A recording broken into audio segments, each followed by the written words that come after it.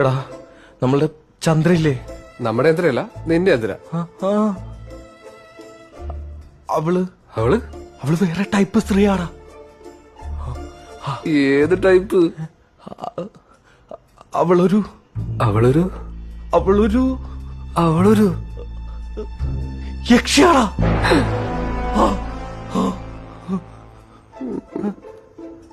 അവള് നിന്റെ ചോര മുഴുവൻ ഊറ്റി കുടിച്ചോടാ സണ്ണിക്കുട്ടാ.